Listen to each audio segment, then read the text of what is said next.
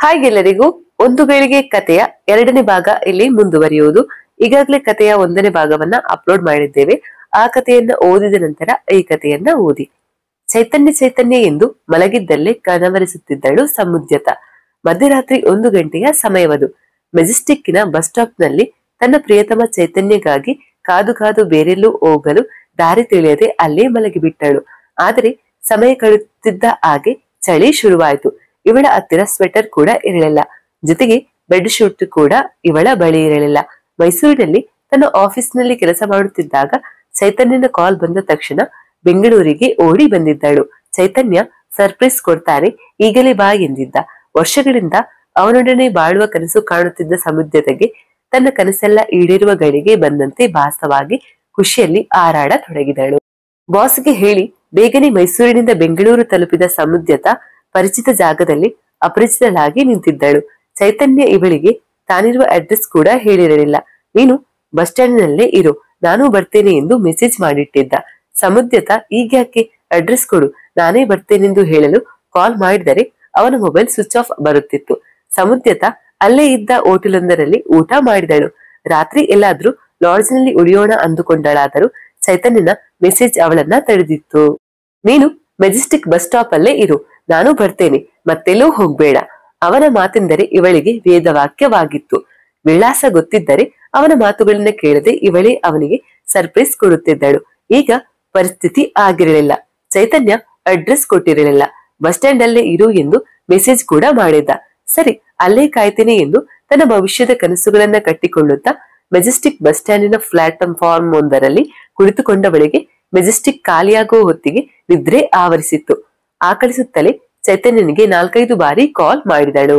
ನೀವು ಕರೆ ಮಾಡಿರುವ ಚಂದಾದಾರರು ಸದ್ಯಕ್ಕೆ ಸ್ವಿಚ್ ಆಫ್ ಮಾಡಿದ್ದಾರೆ ಎಂದು ಹುಡುಗಿಯೊಬ್ಬಳು ಹೇಳಿದಳು. ಛೀ, ಏನಿವನು ಯಾಕಿಂಗ್ ಮಾಡಿದ್ದಾನೆ ಎಂದು ಅವನಿಗೆ ಬೈಯುತ್ತಲೇ ಮಲಗಿಬಿಟ್ಟಳು. ನಿದ್ರೆ ತಡೆಯಲಾಗಲಿಲ್ಲ ಅವಳಿಂದ. ಸುಮಾರು 1 ಗಂಟೆ ಸರಿಯಾಗಿ ನಿದ್ರೆ ಮಾಡಿದಳು. ಅನಂತರ ಚಳಿ ಶುರುವಾಯಿತು ಅವಳಿಗೆ. ಬಸ್ ಸ್ಟಾಪ್ ನಲ್ಲಿ ಇದ್ದ ಕೆಲವರು ಅಲ್ಲೇ ನಿದ್ರೆ ಮಾಡುತ್ತಿದ್ದಾರೆ. ಚೈತನ್ಯನ ಸುಳಿವು ಇವಳಿಗೆ ಕಾಣಿಸಲಿಲ್ಲ. ಮತ್ತೊಂದ್ ಸಾರಿ ಕಾಲ್ ಮಾಡಿ ನೋಡ್ಲಾ ಎಂದುಕೊಂಡು ಕಾಲ್ ಮಾಡಿದರೆ ಅದೇ ಹೆಣ್ಣು ಧ್ವನಿ. ಬೇರೆ ದಾರಿ ಕಾಣದೆ ಅದೇ ಚಳಿಯಲ್ಲಿ ಚೈತನ್ಯ ಚೈತನ್ಯ ಎಂದು ಕನವರಿಸುತ್ತಾ ಮಲಗಿದಳು. ಆದರೆ ನಿದ್ರೆ ಬರಲಿಲ್ಲ. ಕಿವಿಗಳು ಮನುಷ್ಯರ ಹೆಜ್ಜೆ ಸಪ್ಪಳ ಕೇಳಿಸುತ್ತಿದೆಯೇ ಎಂದು ಸುತ್ತಲೂ ಓಡಾಡುತ್ತಿದ್ದವು. ಬಿಟ್ಟ ಕಣ್ಣುಗಳು ಎಲ್ಲ ಕಡೆ ಮನುಷ್ಯರ ನೆರಳು ಕಾಣಿಸುತ್ತಿದೆಯೇ ಎಂದು ನೋಡುತ್ತಿದ್ದವು. ಆಗ ಇಂದಿನಿಂದ ಅವಳೆಡೆಗೆ ಯಾರೋ ನಡೆದುಕೊಂಡು ಬಂದ ಹಾಗಾಯ್ತು. ಸಮುದ್ಯತ ಸಣ್ಣ ಗಾಬರಿಯಿಂದ ಎದ್ದು ಕುಳಿತು ಸುತ್ತಲೂ ನೋಡಿದಳು. ಯಾರೂ ಕಾಣಿಸಲಿಲ್ಲ. ಮತ್ತೆ ಅದೇ ಹೆಜ್ಜೆ ಸಪ್ಪಳಗಳು. ಯಾರೂ ಕಾಣಿಸುತ್ತಿಲ್ಲ. ಸಮುದ್ಯತೆಗೆ ಈಗ ಭಯ ಶುರುವಾಯಿತು. ಏನು ಮಾಡಲಿ ಎಂದು ಒಂದು ಕ್ಷಣ ಆಲೋಚಿಸಿದಳು. ಚೈತನ್ಯನಿಗೆ ಕಾಲ್ ಮಾಡೋಣವೆಂದುಕೊಂಡು ಮೊಬೈಲ್ ನಲ್ಲಿ ಮತ್ತೆ ಅವನ ನಂಬರನ್ನ ಡಯಲ್ ಮಾಡತೊಡಗಿದಳು. ಆಗ ಬಂದ ಚೈತನ್ಯ. ಹೆಜ್ಜೆಗಳು ನಿಧಾನವಾಗಿದ್ದವು. ಸಮುದ್ರದ ತಾಳದುರು ಬರಲು ಅನುಮಾನಿಸುತ್ತಿದ್ದ. ಭಯವೊಂದು ಅವನ ಕಣ್ಣುಗಳಲ್ಲಿ ಕುಣಿಯುತ್ತಿತ್ತು. ಸುತ್ತಲೂ ಯಾರಾದ್ರೂ ತನ್ನನ್ನು ಹಿಂಬಾಲಿಸುತ್ತಿದ್ದಾರೆಯೇ ಎಂದು ನೋಡುತ್ತಲೇ ಭಯದಿಂದ ಅವಳೆದುರು ಬಂದ. ಸಮುದ್ಯತ ಓಡಿ ಅವನನ್ನ ತಬ್ಬಿದಳು. ಅವನು ಅವಳನ್ನ ತಬ್ಬಿಕೊಂಡ.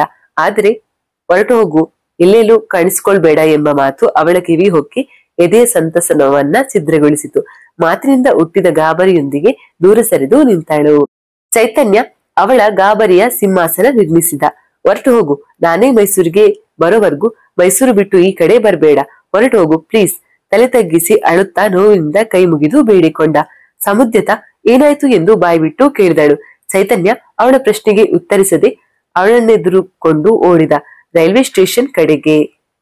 ಆದರೆ ಸಮುದ್ಯತ ಅರ್ಧ ದಾರಿಯಲ್ಲೇ ಕೈ ಬಿಡಿಸಿಕೊಂಡು ಸೋತವನಂತೆ ಅಪರಾಧಿಯಂತೆ ತಲೆ ತಗ್ಗಿಸಿದ್ದ ಚೈತನ್ಯನ ಗಲ್ಲವೆತ್ತಿ ಕೇಳಿದಳು. ಯಾಕೆ ನಿಂತಿದ್ಯಾ ಎಂದು ಕೇಳಿದಳು. ಕೇಳಬೇಡವೆಂದು ತಲೆಯಾಡಿಸಿದನಾದರೂ ಕಣ್ಣುಗಳು ಹನಿನೀರಿನ ಮೂಲಕ ಸಮುದ್ಯತೆಗೆ ಸುಳಿವು ಕೊಟ್ಟವು. ನಂಗೆ ನಿನ್ನ ಕಳ್ಕೊಳ್ಳೋಕೆ ಇಷ್ಟ ಇಲ್ಲ, ಇಲ್ಲಿದ್ರೆ ನಿಂಗೆ ತೊಂದರೆ, ಹೊರಟು ಹೋಗು ಎಂದು ಮತ್ತೆ ಬೇಡಿಕೊಂಡ. ಯಾರಿಂದ? ನನ್ನಿಂದ ಗುಡುಗಿನಂತೆ ಬಂದಿತು ಮಂಕಳಮ್ಮನ ಧ್ವನಿ. ಚೈತನ್ಯ ಮಾತನಾಡಲಿಲ್ಲ. ಸಮುದ್ಯತ ತಿರುಗಿ ನೋಡಿದಳು. ಒಬ್ಬಳು ಮಧ್ಯವಯಸ್ಕ ಹೆಂಗಸು ಅವಳೆದುರು ನಿಂತಿದ್ದಳು. ಆಕೆ ಧರಿಸಿದ್ದ ಸೀರೆ, ಹಾಕಿದ್ದ ಬಂಗಾರದ ಒಡವೆಗಳು, ಧ್ವನಿಯಿಂದ ಗರ್ಜಿಸುತ್ತಿದ್ದ ಆಕೆಯ ಗತ್ತು, ಬಾಯಲ್ಲಿದ್ದ ಆಕೆಯ ಕವಳ, ಅವಳ ಹಿಂದೆ ಎಡಬಲಕ್ಕೆ ನಿಂತಿದ್ದ ಇಬ್ಬರು ದಾಂಡಿಗರು ಸಮುದ್ಯತೆಗೆ ಅಪಾಯದ ಸೂಚನೆಯನ್ನ ಕೊಟ್ಟಿತು. ಓಡಿದಳು. ಒಂದು ಬಿಡೋ ಅವನಿಗೆ, ಮತ್ತೆ ಗುಡುಗಿದಳು ಮಂಕಾಳಮ್ಮ. ಅವಳು ಆಜ್ಞಾಪಿಸುವುದಕ್ಕೂ ಅವಳ ಬಲಕ್ಕಿದ್ದವರು ತನ್ನ ಬಲಿಷ್ಠ ಕೈಗಳಿಂದ ಮುಷ್ಟಿಕಟ್ಟಿ ಒಡೆಯುವುದಕ್ಕೂ ಸಮಯದ ಅಂತರವೇ ಇರಲಿಲ್ಲ. ಕ್ಷಣಾರ್ಧದಲ್ಲಿ ನಡೆದು ಹೋಗಿತ್ತು. ಚೈತನ್ಯ ಒಂದು ಕ್ಷಣ ಚೈತನ್ಯವೇ ಇಲ್ಲದ ಹಾಗೆ ರಸ್ತೆಯ ಮಧ್ಯದಲ್ಲಿ ಬಿದ್ದು ಬಿಟ್ಟ. ಸಮುದ್ಯತ ಕಿರುಚಿ ಅವನ ಬಳಿ ಓಡಿ ಬಂದಾಳು. ಸಾಲ ತಗೊಳ್ಳುವಾಗ ಎಷ್ಟು ಪ್ರಾಮಾಣಿಕ, ಇವನಷ್ಟು ಪ್ರಾಮಾಣಿಕ ಯಾರು ಇಲ್ವೇನು ಅಂತ ಅನಿಸ್ಬೇಕು ಹಾಗಿದ್ದ. ಆಮೇಲೆ ತೋರ್ಸು ನೋಡು ನಿಜರೂಪಾನ ಎನ್ನುತ್ತಲೇ ಕಣ್ಣುಗಳು ಕೆಂಪಗಾಗಿಸಿದ ಮಂಕಾಳಮ್ಮ. ಕೊಟ್ಟ ಹಣ ಬಡ್ಡಿ ಸಮೇತ ಸರಿಯಾದ ಸಮಯಕ್ಕೆ ವಾಪಸ್ ಬಂದ್ರೆ ಮಾತ್ರ ನಾನು ಮಂಕಾಳಮ್ಮ, ಇಲ್ಲಂದ್ರೆ ಮಹಾಕಾಳಮ್ಮ ಎಂದು ಇನ್ನೊಮ್ಮೆ ಗುಡುಗಿದಳು. ಸಮುದ್ರತೆಗೆ ವಿಷಯವೇನೆಂದು ಸ್ಪಷ್ಟವಾಯಿತು. ಚೈತನ್ಯ ಮಂಕಾಳಮ್ಮನ ಬಳಿ ಸಾಲ ಮಾಡಿದ್ದ, ಆದರೆ ಸಮಯಕ್ಕೆ ಸರಿಯಾಗಿ ಹಣ ವಾಪಸ್ ಮಾಡಲು ವಿಫಲನಾದ. ಅದಕ್ಕಾಗಿ ಮಂಕಾಳಮ್ಮ ಇವನ ಬೆನ್ನು ಬಿದ್ದಿದ್ದಾರೆ. ಚೈತನ್ಯನ ಮೇಲಿರೋ ಸಿಟ್ಟಿಂದ ತನಗೇನಾದ್ರೂ ಮಾಡಬಹುದು ಅನ್ನೋ ಭಯದಲ್ಲಿ ತನ್ನನ್ನು ವಾಪಸ್ ಕಳುಹಿಸುತ್ತಿದ್ದಾನೆ. ಸಮುದ್ಯತ ಅವನನ್ನ ಎಬ್ಬಿಸಲು ಪ್ರಯತ್ನಿಸಿದಳು. ಅರ್ಧ ಕಣ್ಣು ಬಿಟ್ಟ ಚೈತನ್ಯ, ಹೋಗು ಇಲ್ಲಿಂದ, ಅವಳು ನಿಂಗೆ ತೊಂದರೆ ಕೊಡ್ತಾಳೆ, ನಿನ್ನ ಉಪಯೋಗಿಸ್ಕೊಳ್ತಾಳೆ ಎಂದು ನಿಧಾನವಾಗಿ ಬಾಯಿ ಬಿಡಲು ಶುರು ಮಾಡಿದ. ಅಷ್ಟರಲ್ಲಿ ಮಂಕಾಳಮ್ಮ ಮತ್ತೆ ಗುಡುಗಿದಳು. ದ್ರೋಹ, ಹೋಗಿ ಅವಳನ್ನ ಎಳ್ಕೊಂಡ್ ಬನ್ನಿ. ಅವಳ ಮಾತಿನಷ್ಟೇ ಬಲಶಾಲಿ ಆಗಿದ್ದರು ಮತ್ತು ಚುರುಕಾಗಿದ್ದರು. ಸಮುದ್ಯತೆಗೆ ತಪ್ಪಿಸಿಕೊಂಡು ಹೋಗಲು ಅವಕಾಶವೇ ಸಿಗಲಿಲ್ಲ. ಅವಳನ್ನ ಮಂಕಾಳಮ್ಮನ ಬಳಿ ಎಳೆದುಕೊಂಡು ಬಂದರು. ಅವರ ಹಿಡಿತ ಸಮುದ್ಯತೆಗೆ ನೋವುಂಟು ಮಾಡುತ್ತಿತ್ತು. ಚೈತನ್ಯ ನಿಧಾನವಾಗಿ ಏಳುತ್ತಿದ್ದ. ಮಂಕಾಳಮ್ಮ ತನ್ನ ಬಲಗೈಯಿಂದ ಅವಳ ಕಿನ್ನೆಗಳನ್ನ ನೋವಾಗುವಂತೆ ಒತ್ತಿ ಹಿಡಿದು, ಇಷ್ಟು ಒಳ್ಳೆ ಮಾಲು ಇಟ್ಕೊಂಡು ದುಡ್ಡಿಲ್ಲ ಅಂತ ಗೋಗರಿತಾನೆ ನಿನ್ನ ಲವರ್ ಎಂದಾಗ ಸಮುದ್ಯತ ನಡುಗಿ ಹೋದಳು. ಈಗ ಪೂರ್ತಿ ವಿಷಯ ಅರ್ಥವಾಯಿತು. ಗಾಬರಿಯಿಂದ ಚೈತನ್ಯನನ್ನ ನೋಡಿದಳು. ತಲೆ ತಗ್ಗಿಸಿದ್ದ. ಅವನೇನೆ ನೋಡ್ತೀಯ, ಇನ್ನೋಡು ಎಂದು ಅದೇ ಕೈಗಳಿಂದ ಅವಳ ಮುಖವನ್ನ ತನ್ನೆಡೆಗೆ ಬಲವಂತವಾಗಿ ತಿರುಗಿಸಿದ ಮಂಕಾಳಮ್ಮ ಅವಳಿಗೆ ಮತ್ತೇನು ಹೇಳಲು ಮುಂದಾದಳು. ಆಗ ಚೈತನ್ಯ ಮಾತನಾಡಿದ. ದಯವಿಟ್ಟು ಅವಳನ್ನ ಬಿಟ್ಟು ಬಿಡಿ. ಪಾಪದ ಹುಡುಗಿ ಅವಳು. ನೀನು ಅವಳನ್ನ ಬಿಟ್ಟು ಬೇರೇನಾದ್ರೂ ಕೇಳು, ನಾನು ತಂದು ಕೊಡ್ತೇನೆ. ಆದ್ರೆ ಅವಳಿಗೆ ತೊಂದರೆ ಕೊಡ್ಬೇಡ ಪ್ಲೀಸ್. ಅವನ ಮಾತುಗಳನ್ನ ಕೇಳಿಸಿಕೊಂಡ ಮಂಕಾಳಮ್ಮ, ಇವಳನ್ನ ಗಟ್ಟಿಯಾಗಿ ಇಟ್ಕೊಳ್ಳಿ ಎಂದು ಚೈತನ್ಯನ ಎದುರು ಬಂದಳು. ಏನು ಕೊಡ್ತೀಯ? ನಿನ್ನತ್ರ ಏನಿದೆ? ಒಂದು ಹಳೆ ಮನೆ, ಕಡ್ಡಿ ಆಗಿರೋ ಮುದುಕ, ಅದನ್ನ ಕಟ್ಕೊಂಡು ನಾನೇನ್ ಮಾಡ್ಲಿ ಎಂದು ಕೇಳಿದಳು. ಅದು ಬಿಟ್ಟು ಬೇರೇನಾದ್ರೂ ಕೇಳು. ಒಂದು 6 ತಿಂಗಳು ಟೈಮ್ ಕೊಡು, ಅಸಲು ಬಡ್ಡಿ ಸಮೇತ ಎಲ್ಲ ತೀರಿಸ್ತೀನಿ ಎಂದು ಸಮಯ ಕೇಳಿದ. ಮರುಕ್ಷಣವೇ ಚೈತನ್ಯನ ಕೆನ್ನೆಗೆಂಪಾಗಿ ಹೋಯಿತು. 3 ವರ್ಷ ಆಯ್ತು, ಇನ್ನು 1 ರೂಪಾಯಿ ವಾಪಸ್ ಕೊಡ್ಲಿಲ್ಲ. 6 ತಿಂಗಳು ಕೇಳ್ತೀಯ, ಸಾಯಿಸಿಬಿಡ್ತೇನೆ ನಿನ್ನ. ಚೈತನ್ಯ ಮತ್ತೆ ಮಾತನಾಡಲಿಲ್ಲ. ಮಂಕಾಳಮ್ಮನೆ ಒಮ್ಮೆ ತಪ್ಪಿಸಿಕೊಳ್ಳಲು ಕಷ್ಟಪಡುತ್ತಾ ನಿಂತಿದ್ದ ಸಮುದ್ಯತಳನ್ನ ನೋಡಿ ಮತ್ತೊಮ್ಮೆ ಎಷ್ಟು ಹಿಂಸೆ ಕೊಟ್ಟರು ಪ್ರತಿ ಏಟು ಕೊಡದೆ ನರವಿಲ್ಲದ ನರನ ಹಾಗೆ ನಿಂತಿದ್ದ ಚೈತನ್ಯನನ್ನು ನೋಡಿ ತನಗೆ ಆ ಕ್ಷಣ ಒಳೆದ ಒಂದು ಕೆಟ್ಟ ಆಲೋಚನೆಯನ್ನು ಅವನ ಕಿವಿಗೆ ಬಿಟ್ಟಳು. ಒಂದು ಅವಕಾಶ ಕೊಡ್ತೇನೆ. ಏನದು? ಸಮುದ್ಯತನ ಬಿಡ್ತೇನೆ, ಆದ್ರೆ ನೀನು ಅವಳ ಆಗಿರೋ ಇನ್ನೊಬ್ಬಳನ್ನ ತಂದು ನನ್ನ ಕಾಲಬುಡದಲ್ಲಿ ಬಿಡ್ಬೇಕು. ಗುರುಗಿಲ್ಲದ ತುಂತುರು ಮಳೆ, ಸುನಾಮಿಯಾದ ಅನುಭವ ಸಮುದ್ಯತೆಗೆ ಮತ್ತು ಚೈತನ್ಯನಿಗೆ. ಸಮುದ್ಯತ ಬೇಡವೆಂದು ತಲೆಯಲ್ಲಾಡಿಸಿದಳು. ಚೈತನ್ಯ 2 ನಿಮಿಷ ಆಲೋಚಿಸಿ, ಆಯ್ತು, ಇನ್ನೊಬ್ಬಳನ್ನ ಕರ್ಕೊಂಡ್ ಬರ್ತೇನೆ ಎಂದು ತನ್ನ ನಿರ್ಧಾರ ಹೇಳಿಬಿಟ್ಟ. ಅವನ ನಿರ್ಧಾರ ಕೇಳಿದ ಸಮುದ್ಯತ ಇನ್ನಷ್ಟು ಗಾಬರಿಯಾದರೆ ಮಂಕಾಳಮ್ಮ, ಪರವಾಗಿಲ್ವೇ, ನಿಂಗೂ ಬುದ್ಧಿ ಇದೆ ಎಂದು ಖುಷಿಯಿಂದ ಉದ್ಗರಿಸಿ, ನಿಂಗೆ 1 ತಿಂಗಳು ಟೈಮ್ ಕೊಡ್ತೇನೆ, ಅಷ್ಟರಲ್ಲಿ ಅವಳನ್ನ ಕರ್ಕೊಂಡ್ ಬರ್ಬೇಕು, ಇಲ್ಲಾಂದ್ರೆ ಗೊತ್ತಲ್ಲ ಸಮುದ್ಯತ ಏನಾಗ್ತಾಳೆ ಅಂತ ಎಂದು ಸಣ್ಣಗೆ ವಿಕೃತನಗೂ ಬಾರಿಸಿದಳು. ಆಯ್ತು ಎಂದು ಚೈತನ್ಯ ಒಪ್ಪಿಕೊಂಡ. ಮಂಕಾಳಮ್ಮ ಅವನ ಹಿಂದೆ ಒಬ್ಬನನ್ನ ಬಿಟ್ಟಳು. ಕಪಾಲಿ. ಸಮುದ್ಯತೆಗೆ ಚೈತನ್ಯನ ನಡೆ ಇಷ್ಟವಾಗದಿದ್ದರೂ ಅವನ ಅಸಹಾಯಕತೆ ಅವಳನ್ನ ಸುಮ್ಮನಾಗಿಸಿತು.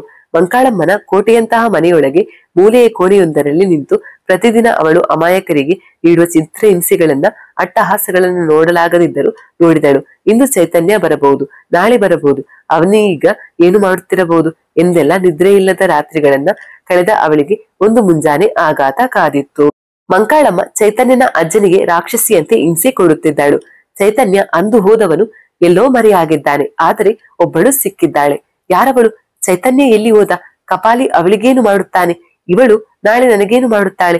ಚೈತನ್ಯನಿಗೇನು ಮಾಡುತ್ತಾಳೆ ಎಂದು ನಿದ್ರೆಯಿಲ್ಲದ ರಾತ್ರಿಯಲ್ಲಿದ್ದ ಅವಳನ್ನ ಮಂಕಮ್ಮಳ ಗುಡುಗು ಬೆಚ್ಚಿ ಬೀಳಿಸಿತು. ಶ್ಯಾಮ್ ಸುಂದರ್ ರಾವ್ ಟೈಮ್ ನೋಡಿದರು. ಆಗಲೇ 10:30 ಆಗಿತ್ತು. ವಿಶಾಖ ಇನ್ನೂ ಬಂದಿರಲಿಲ್ಲ. ಶ್ಯಾಮ್ ಸುಂದರ್ ರಾವ್ಗೆ ತಮ್ಮ ಹೊಸ ಅಸಿಸ್ಟೆಂಟ್ ಮೇಲೆ ಜಾಯಿನ್ ಆಗುವ ಮೊದಲೇ ಸಿಟ್ಟು ಬಂದಿತ್ತು. ಅವರು ಶಿಸ್ತಿನ ವ್ಯಕ್ತಿ. ಅವರಿಗೆ ಆಫೀಸ್ನಲ್ಲಿ, ಮನೆಯಲ್ಲಿ ತಮ್ಮದೇ ಆದ ಕೆಲ ನಿಯಮಗಳಿವೆ. ಅವನ್ನು ಎಲ್ಲರೂ ಪಾಲಿಸಬೇಕು. ಅವರಂತೂ ಎಲ್ಲರಿಗಿಂತ ಮೊದಲೇ ಪಾಲಿಸುತ್ತಾರೆ. ಆದರೆ ಇವರ ಈ ನಿಯಮಗಳು ಹಲವರಿಗೆ ಇಡಿಸುವುದಿಲ್ಲ. ಅದಕ್ಕಾಗಿ ಇವರ ಎಷ್ಟೋ ಅಸಿಸ್ಟೆಂಟ್ಗಳು ಕೆಲಸಕ್ಕೆ ಸೇರಿದ 3-4 ತಿಂಗಳುಗಳಲ್ಲಿ ರಾಜೀನಾಮೆ ಕೊಟ್ಟು ಮನೆಗೆ ಹೋಗಿದ್ದಾರೆ. ಈ ಮೊದಲು ಸಮುದ್ಯತ ಇದ್ದಳು. ಅವಳಿಗೆ ಶ್ಯಾಮ್ ಸುಂದರ್ ರಾವ್ರ ನಿಯಮಗಳು ಇಡಿಸಲಿಲ್ಲ ಮತ್ತು ಪಾಲಿಸುವುದು ಕಷ್ಟವಾಗಿತ್ತು. ಹಾಗಾಗಿ ಕೆಲಸಕ್ಕೆ ರಾಜೀನಾಮೆ ಕೊಟ್ಟು ಮನೆಗೆ ನಡೆದಳು. ಅವಳು ರಾಜೀನಾಮೆ ಕೊಟ್ಟ ನಂತರ ಶ್ಯಾಮ್ ಸುಂದರ್ ರಾವ್ 15 ಜನರನ್ನ ಇಂಟರ್ವ್ಯೂ ಮಾಡಿದರು. ಅವರಲ್ಲಿ ವಿಶಾಖ ಸ್ವಲ್ಪ ಪರವಾಗಿಲ್ಲ, ಉತ್ತಮಳು ಎನಿಸಿ ಅವಳಿಗೆ ಮೆಸೇಜ್ ಹಾಕಿ ಬಂದು ಜಾಯ್ನಿಂಗ್ ಲೆಟರ್ ತಗೊಂಡು ಹೋಗಲು ಹೇಳಿದ್ದರು. ವಿಶಾಖ ಸರಿಯಾಗಿ 10 ಗಂಟೆಗೆ ಬರುತ್ತೇನೆಂದು ಹೇಳಿದ್ದಳು. ಆದರೆ ಅತ್ತಾಗಿ ಅರ್ಧ ಗಂಟೆ ಕಳೆದರೂ ವಿಶಾಖಳ ಸುಳಿವು ಕಾಣಿಸಲಿಲ್ಲ. ಶ್ಯಾಮ್ ಸುಂದರ್ ರಾವ್ಗೆ ಬಾಲು ಎಂದು ಕೂಗಿದರು ಸಿಟ್ಟಿನಿಂದ. ಬಾಲು ಅವರ ಕರೆದ ತಕ್ಷಣ ಚೇಂಬರ್ನೊಳಗೆ ಬಂದ. ಸರ್, ವಿಶಾಖ ಬಂದ್ಲಾ ಎಂದು ಕೇಳಿದರು. ಬಾಲು ಆಫೀಸ್ ಡೋರ್ ಕಡೆ ನೋಡಿ ಇಲ್ಲ ಸರ್ ಎಂದ. ಒಂದ್ ವೇಳೆ ಬಂದ್ರು ಒಳಗಡೆ ಕಳಿಸ್ಬೇಡಿ, ಸಮಯ ಪ್ರಜ್ಞೆ ಇಲ್ಲದೆ ಇರೋಳು ಈಸ್ ರಿಜೆಕ್ಟೆಡ್ ಎಂದು ಅವಳ ಜಾಯ್ನಿಂಗ್ ಲೆಟರ್ ಅನ್ನ ಬಾಲುವಿಗೆ ಕೊಟ್ಟು ಇದನ್ನ ಡಸ್ಟ್ ಬಿನ್ಗೆ ಹಾಕು ಎಂದರು. ಬಾಲು ಊಹಿಸಿದ್ದ. ವರ್ಷಗಳಿಂದ ನಿತ್ಯ ಕನ್ಸ್ಟ್ರಕ್ಷನ್ ನಲ್ಲಿ ಆಫೀಸ್ ಬಾಯ್ ಆಗಿ ಕೆಲಸ ಮಾಡುತ್ತಿದ್ದೇನೆ. ಶ್ಯಾಮ್ ಸುಂದರ್ ರಾವ್ ಯಾವಾಗ ಯಾವ ನಿರ್ಧಾರ ತೆಗೆದುಕೊಳ್ಳುತ್ತಾರೆಂಬುದು ಅವನಿಗೆ ಸುಲಭವಾಗಿ ಊಹಿಸಬಹುದಾದ ವಿಷಯ. ಬಾಲು ಆ ಲೆಟರ್ ಅನ್ನ ಭಕ್ತಿಯಿಂದ ಡಸ್ಟ್ಬಿನ್ಗೆ ಹಾಕಿ ಒಳಬಂದ. ಶ್ಯಾಮ್ ಸುಂದರ್ ರಾವ್ ಒಂದು ನೋಟಿಸ್ ಅನ್ನ ಅವನಿಗೆ ಕೊಟ್ಟು ಇದನ್ನ ನೋಟಿಸ್ ಬೋರ್ಡ್ಗೆ ಹಾಕು, ನಿಂಗೆ ಯಾರಾದ್ರೂ ಒಳ್ಳೆ ಅಭ್ಯರ್ಥಿ ಗೊತ್ತಿದ್ರೆ ಹೇಳಬಹುದು, ಇನ್ನು ಯಾರು ಸೆಲೆಕ್ಟ್ ಆಗಿಲ್ಲ ಎಂದು ಎದ್ದರು. ಅವರಿಗೊಂದು ಕೆಲಸವಿತ್ತು, ಹಾಗಾಗಿ 11ಕ್ಕೆ ಆಫೀಸ್ನಿಂದ ಹೊರಟಿದ್ದರು. ಬಾಲು ಮತ್ತೇನು ಹೇಳದೆ ತಲೆಯಾಡಿಸಿ ಹೊರಬಂದು ನೋಟಿಸ್ ಬೋರ್ಡ್ಗೆ ನೋಟಿಸ್ ಅನ್ನ ಅಂಟಿಸಿ ಆಫೀಸ್ನ ಉಳಿದವರಿಗೆ ಶ್ಯಾಮ್ ಸುಂದರ್ ರಾವ್ ಹೇಳಿದ್ದನ್ನ ಹೇಳಿದ. ಸೆಲೆಕ್ಟ್ ಆದವಳು ರಿಜೆಕ್ಟ್ ಆಗ್ಬಿಟ್ಲು ಎಂದು ಗುಸುಗುಸು ಶುರುವಾಯಿತು.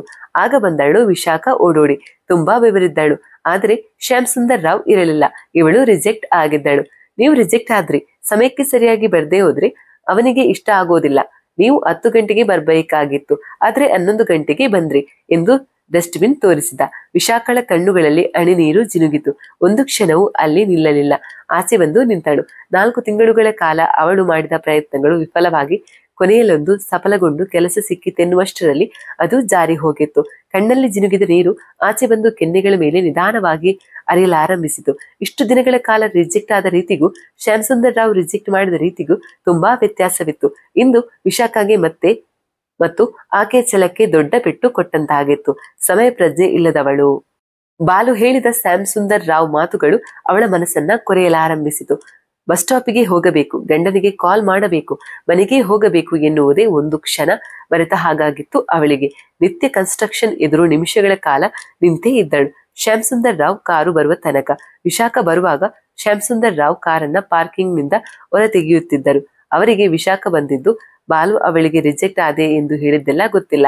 ಅವರಿಗೆ ಅವೆಲ್ಲ ಬೇಕಾಗಿಲ್ಲ. ಆದರೆ ಕಾರನ್ನ ಪಾರ್ಕಿಂಗ್ ನಿಂದ ಹೊರ ತಂದಾಗ ಲೋಕವನ್ನೇ ಮರೆತಂತೆ ನಿಂತಿದ್ದ ವಿಶಾಖಳನ್ನ ಕಂಡರು. ಇದೇನು ಹಿಂಗೆ ನಿಂತ್ಕೊಂಡಿದ್ದಾಳೆ, ಸುಮ್ನೆ ಮನೆಗೆ ಹೋಗೋದಲ್ವಾ ಎಂದುಕೊಳ್ಳುತ್ತಾ ಅವಳೆದುರು ಕಾರ್ ನಿಲ್ಲಿಸಿ ಮಾತನಾಡಿಸಿದರು. ಶ್ಯಾಮ್ ಸುಂದರ್ ರಾವ್ ಮಾತನಾಡಿಸಿದ ಮೇಲೆಯೇ ಅವಳು ಯೋಚನೆಗಳಿಂದ ಹೊರಬಂದಿದ್ದು. ಕಾರತ್ತು ಎಂದು ವಿಶಾಖಳನ್ನ ಮಾತನಾಡಿಸಿ ಕಾರ್ನಲ್ಲಿ ಹತ್ತಿಸಿಕೊಂಡರು. ನಾನ್ಯಾಕೆ ರಿಜೆಕ್ಟ್ ಮಾಡಿದೆ ಅಂತ ಗೊತ್ತಾಗಿರ್ಬೇಕಲ್ವಾ ಎಂದು ಕಾರ್ನಲ್ಲಿ ಚಿಂತೆಯಿಂದ ಕುಳಿತಿದ್ದ ವಿಶಾಖಳನ್ನ ಕಂಡು ಕೇಳಿದರು. ಗೊತ್ತಿದೆ, ಸಮಯ ಪ್ರಜ್ಞೆ ಇಲ್ಲದವಳು ಎಂದಳು ವಿಶಾಖ.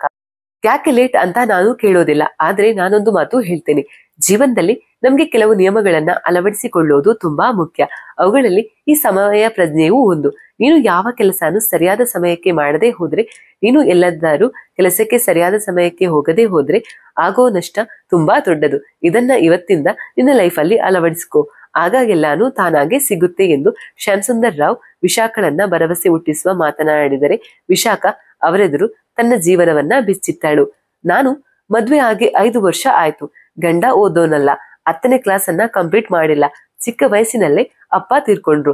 ಅಮ್ಮಂಗೆ ಅನಾರೋಗ್ಯ ಶುರುವಾಯ್ತು. ಅದಕ್ಕೆ ಕೆಲಸಕ್ಕೆ ಹೋಗೋಕೆ ಶುರು ಮಾಡಿ ಇಂದು ಕ್ಯಾಬ್ ಡ್ರೈವರ್ ಆಗಿ ಕೆಲಸ ಮಾಡ್ತಿದ್ದಾರೆ.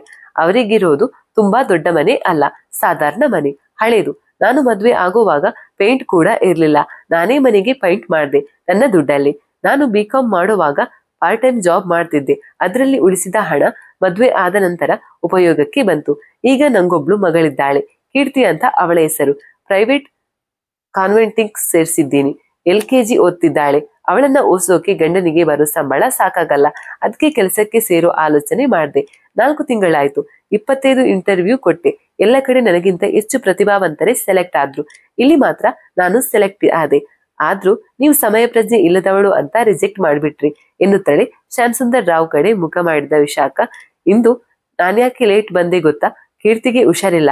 ನಿನ್ನೆ ರಾತ್ರಿಯಿಂದ ತುಂಬಾ ಜ್ವರ ಬಂದಿದೆ. ನಂಗೆ ಅವಳು ಮುಖ್ಯ. ಒಬ್ಬಳು ಹೆಣ್ಣಾಗಿ, ತಾಯಿಯಾಗಿ ನಾನು ಈ ಸಮಯದಲ್ಲಿ ಅವಳ ಜೊತೆ ಇರಬೇಕು, ಇದನ್ನ ಮೊದಲು ತಿಳ್ಕೊಳ್ಳಿ ಎಂದು ಸ್ವಲ್ಪ ಖಾರವಾಗಿ ಹೇಳಿದವಳು ಕಾರ್ ನಿಲ್ಲಿಸಿ ಎಂದಳು. ಶ್ಯಾಮ್ ಸುಂದರ್ ರಾವ್ ಮಾತನಾಡಲಿಲ್ಲ, ಸುಮ್ಮನೆ ಕಾರ್ ನಿಲ್ಲಿಸಿದರು. ವಿಶಾಖ ಕಣ್ಣೊರೆಸಿಕೊಳ್ಳುತ್ತಾ ಕಾರಿನಿಂದ ಇಳಿದು ಒಂದು ಆಟೋ ಹತ್ತಿ ಮನೆಗೆ ಹೋದಳು. ಏನಾಯ್ತು? ಮನೆಗೆ ಹೋದ ತಕ್ಷಣ ಸುಮಿತ್ರಮ್ಮ ಕೇಳಿದರು. ರಿಜೆಕ್ಟ್ ಮಾಡಿದ್ರು, ನಾನು ಹೋಗುವಷ್ಟರಲ್ಲಿ ಲೇಟ್ ಆಯ್ತು ಅಂತ ಎಂದು ತನ್ನ ಕೋಣೆಯಲ್ಲಿ ರಂಗು ಒದ್ದು ಮಲಗಿದ್ದ ಕೀರ್ತಿಯ ಬಳಿ ಹೋದಳು. ಮೈ ಬಿಸಿ ಸ್ವಲ್ಪ ಕಡಿಮೆಯಾಗಿತ್ತು. ಸುಮಿತ್ರಮ್ಮನಿಗೂ ಸೊಸೆಯ ಮಾತುಗಳು ಗೊಂದಲವನ್ನ ಸೃಷ್ಟಿಸಿದವು. ಏನೇನೂ ಅರ್ಥವಾಗಲಿಲ್ಲ. ಅಂದ್ರೆ ಮೊನ್ನೆ ಸೆಲೆಕ್ಟ್ ಆದೆ ಅಂತ ಹೇಳಿದ್ದೆ. ವಿಶಾಖ ಮಗಳ ಹೊದಿಕೆಯನ್ನ ಸರಿಪಡಿಸುತ್ತಲೇ ನಾನು 10 ಗಂಟೆಗೆ ಹೋಗೋ ಬದಲು 11 ಗಂಟೆಗೆ ಹೋದೆ ಅಂತ ಜಾಯ್ನಿಂಗ್ ಲೆಟರ್ ಅನ್ನ ಕಸದ ಬುಟ್ಟಿಗೆ ಹಾಕಿದ್ರು ಎಂದು ಕಣ್ಣುರಿಸಿಕೊಂಡಳು. ನೀನು ಮಗಳಿಗೆ ಹುಷಾರಿರ್ಲಿಲ್ಲ ಅಂತ ಹೇಳ್ಬೇಕಾಗಿತ್ತು. ಅದನ್ನೆಲ್ಲ ಕೇಳೋ ಮನುಷ್ಯ ಅಲ್ಲ ಶ್ಯಾಮ್ ಸುಂದರ್ ರಾವ್. ಅವನಿಗೆ ಕೆಲವೊಂದು ರೂಲ್ಸ್ ಇವೆ, ಅದನ್ನ ಸರಿಯಾಗಿ ಫಾಲೋ ಮಾಡಿದ್ರೆ ಆಯ್ತು. ಉಳಿದೆಲ್ಲ ಅವನಿಗೆ ಮುಖ್ಯ ಅಲ್ಲ. ಸುಮಿತ್ರಮ್ಮನಿಗೆ ಅರ್ಥವಾಯ್ತು. ಸೊಸೆಯ ಬಳಿ ಬಂದು ಕುಳಿತು ನಟರಾಜಂಗೆ ಹೇಳಿದ್ಯಾ ಎಂದು ಕೇಳಿದರು. ಎಂದು ತಲೆಯಲ್ಲಾಡಿಸಿದಳು. ಹೋಗ್ಲಿ ಬಿಡು, ಸಮಾಧಾನ ಮಾಡ್ಕೊ, ಮತ್ಯಾವಾದ್ರೂ ಕೆಲಸ ಸಿಗುತ್ತೆ, ಹುಡುಕ್ತಾ ಇರು ಎಂದು ಸಮಾಧಾನ ಹೇಳಿ ಹೊರ ಹೋದರು. ಅವರು ಹೋದ ಬೆನ್ನಲ್ಲೇ ಕೀರ್ತಿ ಕನವರಿಸಲು ಶುರು ಮಾಡಿದಳು. ಮಮ್ಮಿ ಅರ್ಧ ತೆರೆದ ಕಣ್ಣುಗಳಲ್ಲಿ ಅವಳಿಗೆ ಅಮ್ಮ ಪಕ್ಕದಲ್ಲಿ ಕುಳಿತು ತನ್ನ ತಲೆ ನೆವರಿಸುತ್ತಿರುವುದು ಕಂಡಿತು. ಪೂರ್ತಿ ಕಣ್ತೆರೆಯಲು ಪ್ರಯತ್ನಿಸಿದಳು, ಆಗಲಿಲ್ಲ. ಒಂದು ಸಣ್ಣ ಸುಸ್ತು ಅವಳನ್ನ ಆವರಿಸಿತ್ತು. ವಿಶಾಖ ಇನ್ನು ಶ್ಯಾಮ್ ಸುಂದರ್ ರಾವ್ ನಿಂದ ಹೊರಬಂದಿರಲಿಲ್ಲ. ವಿಶಾಖ ಎಂದು ಹೊರಗಡೆ ಇದ್ದ ಸುಮಿತ್ರಮ್ಮ ಕೂಗಿದ ಮೇಲೆಯೇ ಅವಳು ಆಲೋಚನೆಗಳಿಂದ ಹೊರಬಂದಳು. ಏನತ್ತೆ, ಕುಡಿಯೋಕೆ ಒಂದು ಗ್ಲಾಸ್ ನೀರು ತಂದು ಕೊಡ್ತೀಯಾ? ಸರಿ ಎಂದ ವಿಶಾಖ ನೀರು ತಂದು ಅತ್ತೆಗೆ ಕೊಟ್ಟಳು. ಅತ್ತೆ ಸೊಸೆಗೆ ಅದನ್ನು ಕೊಟ್ಟು ಮೊದಲು ನೀರು ಕುಡಿ ಎಂದರು. ವಿಶಾಖಗೆ ಅತ್ತೆಯ ವರ್ತನೆ ಅರ್ಥವಾಗಲಿಲ್ಲ.